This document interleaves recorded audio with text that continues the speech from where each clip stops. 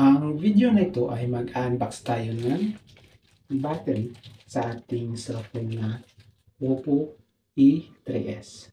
So, papalitan natin ng bago itong battery sa ating cellphone.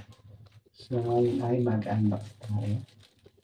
So, ito yung battery natin. Nabili ko ito sa Shopee sa halagang 299 pesos.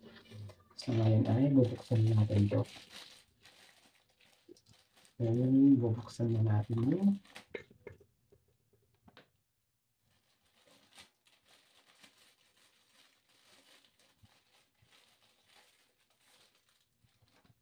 may nakalagay na carton. Carton yung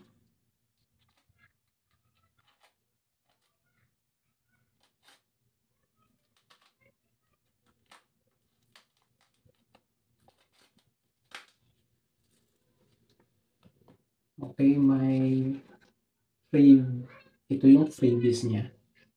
Pampadikit sa battery score. So, malalaman natin ito mamaya kung ano ito.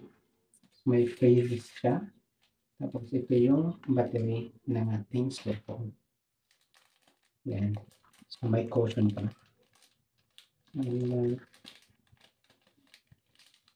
Ito na siya. Ito yung battery. So, bagong battery dito sa Oppo E3s. So, ngayon ay tanggalin natin to. So, ganito lang magtanggal ng battery sa ating cellphone. So, madali lang magtanggal na. Yan. So, ito yung battery natin luma. Tapos, tatanggalin natin to. Ganito lang yung tatanggalin pag gusto natin tanggalin tong battery. Yan. So, natanggal na. Ngayon ay papalitan natin ng bago. Yan. So, lalagyan natin ng paste. Kung ito ay pampadikit sa ating cellphone. So, pampadikit nga sa cellphone. So, lalagyan natin ng kilo.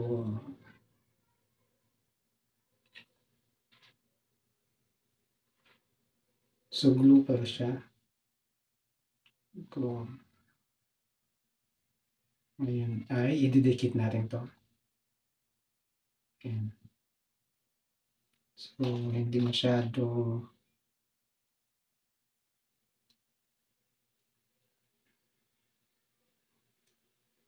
okay. Tapos,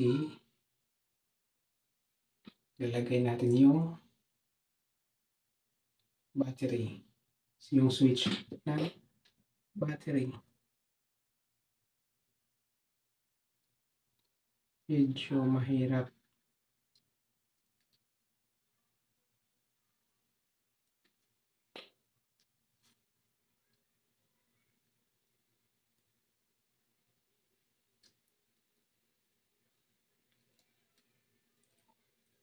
Ito yung pinakamahirap na paglagay sa battery. Ayun. So, nalagay na yung battery natin. Ayan. So, ito na siya. So, ganun lang kasimple kung paano magpalit ng battery dito sa ating cellphone na Oppo E3s. Ngayon ay ito-turn on natin kung mag-charge. So, ito try natin kung mag-charge pa siya. Okay? So, nag-charge nga yung ating cellphone. Yan. Nag-charge siya.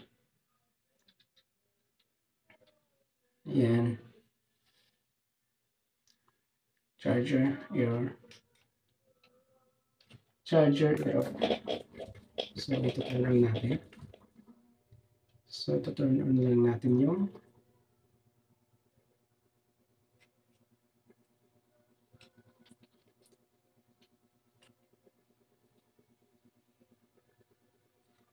turn on natin yung ating cellphone.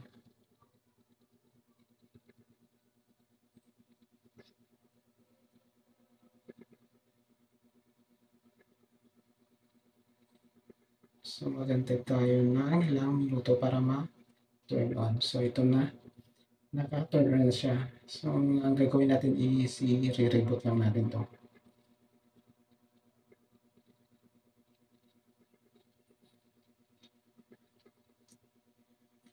Ayan. So, umilaw na siya. So, ganun lang guys kung paano natin palitan yung lumang battery natin. So, ito yung luma natin. Napalitan natin ng bagong battery.